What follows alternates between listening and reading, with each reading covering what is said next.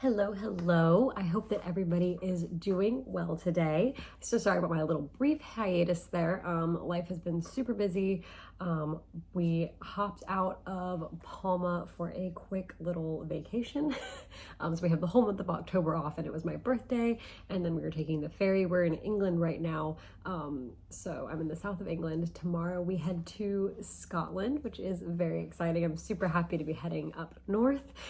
But today, since travel is on my mind and travel photography is on my mind, I wanted to talk to you guys a little bit about things to do in your photos that might feel really weird, like poses that you're gonna be like, oh, this feels so strange and they're so awkward to feel like you're doing, but they actually look really good in photos. So that's what I'm gonna talk to you guys about today. If you're excited, please go ahead, give this video a thumbs up, subscribe to my channel. It means the world to me and it really helps me out when you do these things. So without any further ado, let's get on into it. Okay, so today I have 8 things, 8 poses, so to say, to help you guys with your travel photos or just any photos in general. And then at the very end, I've got one little bonus that isn't a pose, but will really add something to your photography game. So make sure you watch until the end to get to that one, all right? Okay, so the first thing that I'm going to recommend for your posing kind of involves a little pre-planning, not a lot, it's just depending on what you're packing. I always recommend packing skirts or like flowy clothing, maybe a cardigan that's really flowy or like a cover up of some sort, because twirling your skirt instantly makes any photo look more alive. I'll give you some examples of that here, but just remember, skirts, especially like long maxi dresses, if you're the type of person that wears those, even just anything that flows and moves in the photo will bring your photo to life. Here are some examples of my photos that do that. The reason for that is movement adds a lot to your pictures. You don't want to have just like this static picture of some, dead view. You want there to be life, vibrance, and emotion and feeling in your photos. And by adding that little swish of your dress adds a little bit of movement and life and flow, and it just sort of brings a little extra character to the photo. Pose number 2 that I'm going to recommend is super simple. Anybody can do it. You can be wearing anything you want, and it's stepping forward. Again, adds movement, adds life, adds a story to it. So by stepping forward, it shows you in motion. So it shows you going somewhere. You can be stepping to the side, stepping towards the camera, stepping away from the camera, but adding that little bit of movement, again, adds life to the photo. So here are some examples of my photos with stepping. And a little tip to this stepping pose, because obviously like it's awkward to just like stand there with one foot in front of the other. I like to kind of rock back and forth on my toes. I don't know, let me see if I can show you this in this video. But just kind of like this, and then you can kind of just like play with it, that looked really stupid, but I promise it does end up looking good in the photos. Number 3, again, this one I think probably feels the most weird, but also looks really good in photos and is really simple, and I can even show you guys an example just sitting here on my computer. So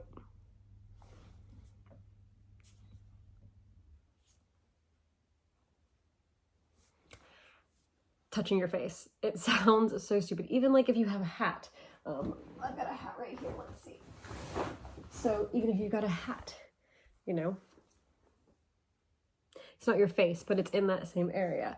So bringing your hands to your face, it helps, especially if you're doing a more like close-up photo, it just sort of helps frame it and sort of, brings more of a story to it. Because like, imagine if you're, if you're smiling like this, if you add this, it just looks a little more, I don't know, like, I don't want to say coy, but it adds more of a story to it and it brings in more intrigue to the photo. So here are some examples of me touching my face in photos, and I promise you I felt super awkward doing it, and whoever's taking your photo is going to be like, what are you doing?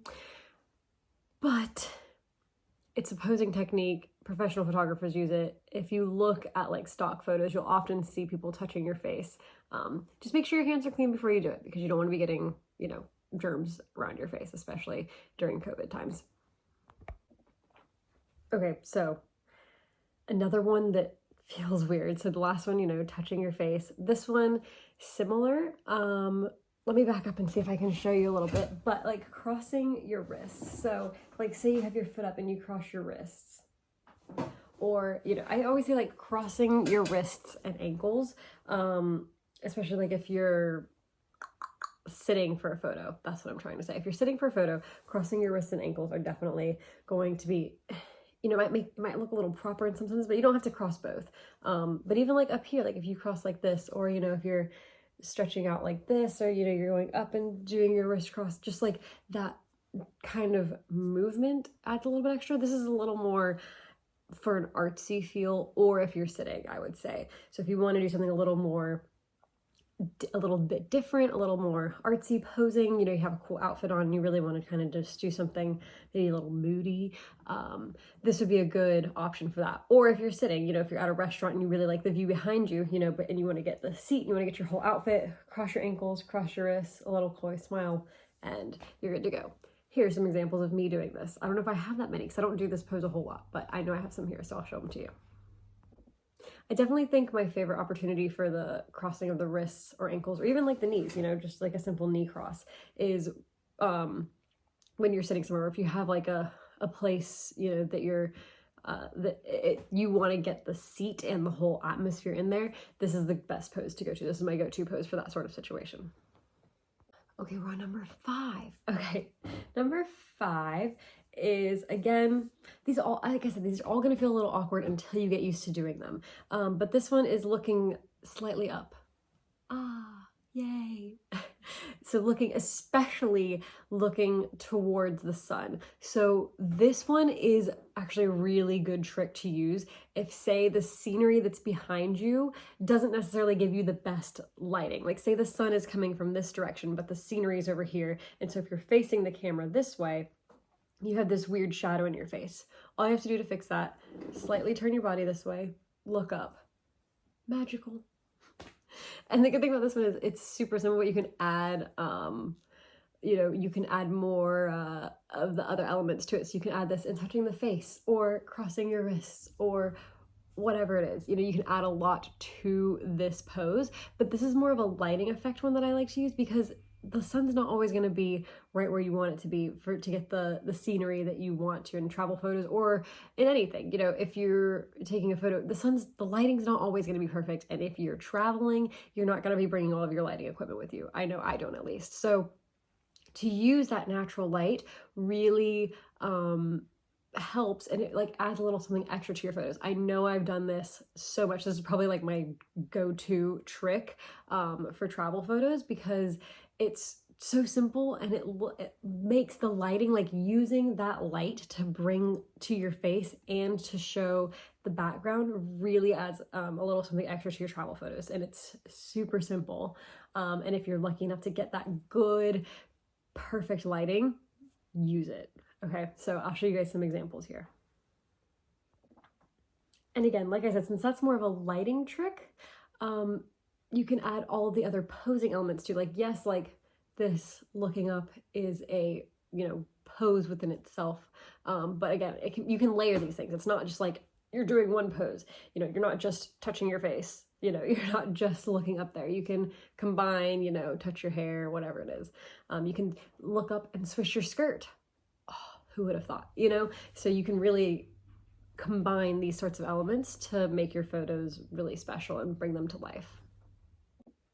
Okay, so my next 2 are sort of silly, but they don't have to be. Like, they sound silly when I'm talking about them, but I've also taken, well, at least the first one I've taken some serious photos with, that I actually really like, that are some of my favorite photos that I've ever taken, but they also can be silly. And you guys are gonna laugh at me, but jumping photos.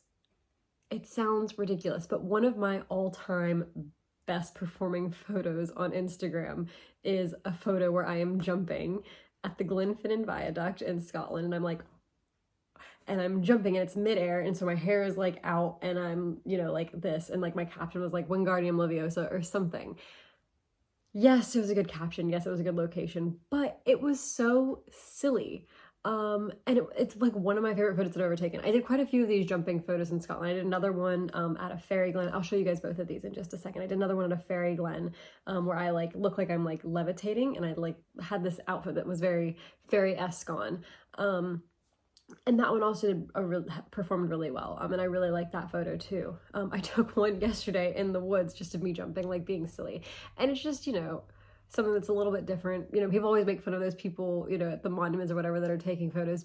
But, you know, especially if you're a dancer or a gymnast or something, you could do some really cool shots like this. So it's not something to discredit by any means. Like if you know, want to be silly, or if you want to show off something that you can do, like by all means, jump, because it adds like some cool elements to your hair, even if it's like maybe the end of a jump or like the beginning, that like it like adds some movement to it, or in your skirt, or you know, whatever it is. I think it's a really cool thing to do, and it is silly, I know. People are gonna be like, why are you suggesting this, Sydney? But I like it, and it's my suggestion, and I do it, and this is my video. So the second to last one, number 7, this one is super simple, but people discredit all the time, and it feels awkward when you're taking a photo, especially if there's other people around. But big smile, hands in the air.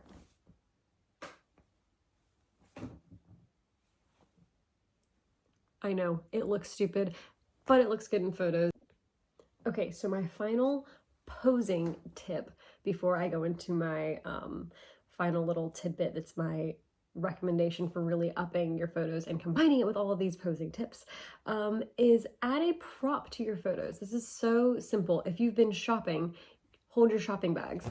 If you carry a journal with you, like I do, pose with your journal.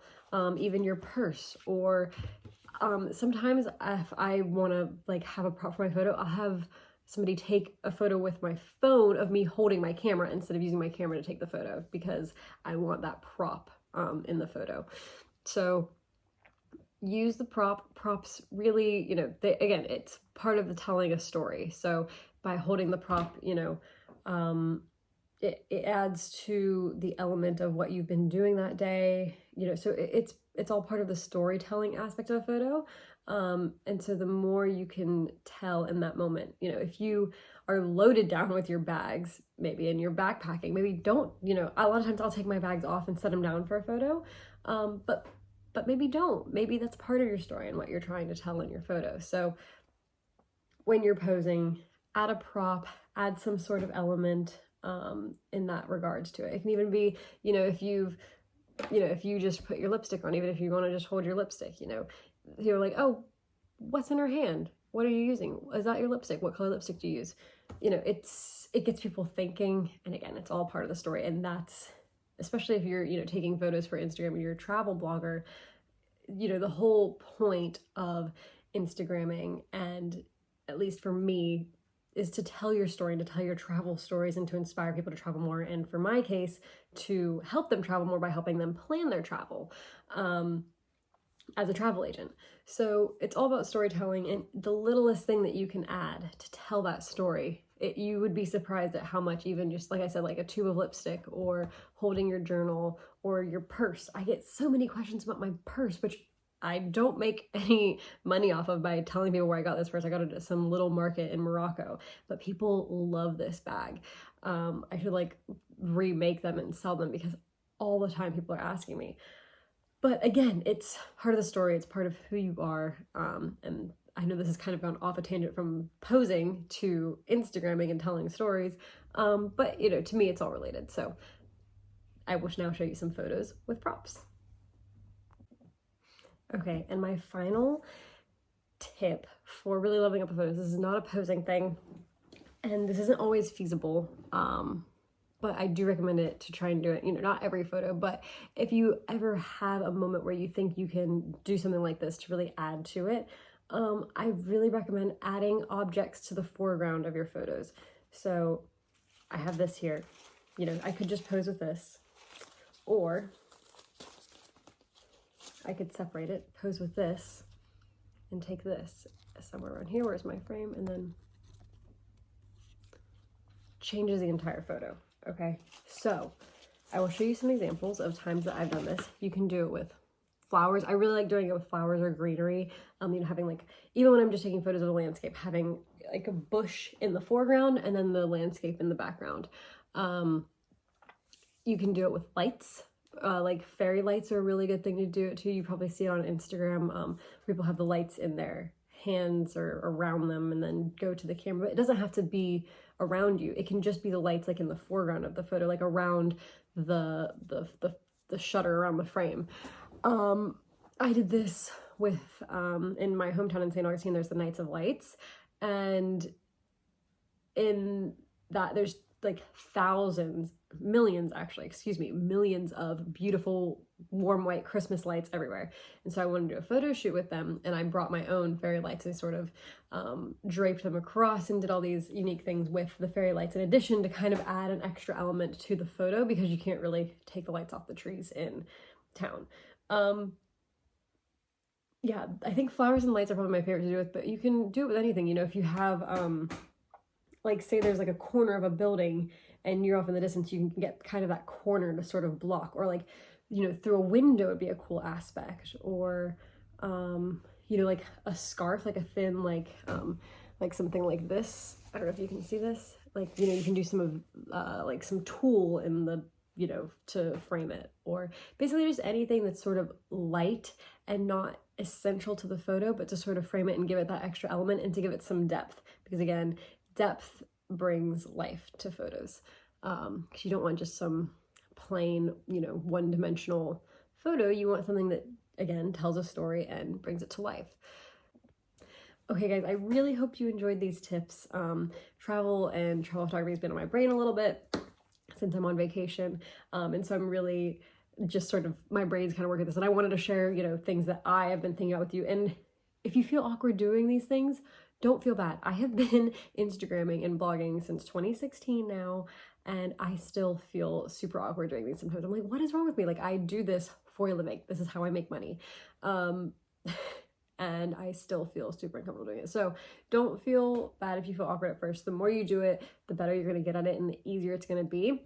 And I guess sort of like my biggest suggestion is, you know, whoever is behind the camera taking photos for you, if it's you behind the camera or if it's somebody else taking photos of you behind the camera, you know, whoever is taking the photo should be trusted by the person that's posing. So you guys need to, you know, have a good communication, good rapport, and or be a complete and total stranger on the other hand, because I've had complete and total strangers take my photos too, and I'm like, whatever, I'm never going to see these people again. I'll do what I want. So make sure you're comfortable with who you're taking photos with. I always recommend traveling with somebody you're comfortable with too. And if you guys have any questions or any poses that you do regularly, please let me know in the comments below. I'm super curious to hear how you guys pose for your travel photos. Again, please, please, please don't forget to subscribe. Also below, I'm going to link all of my camera equipment. So if you're curious about that, you can go ahead and click my camera equipment below. And again, I hope to see you guys next week. And thank you so much for watching. It means so much to me. Bye.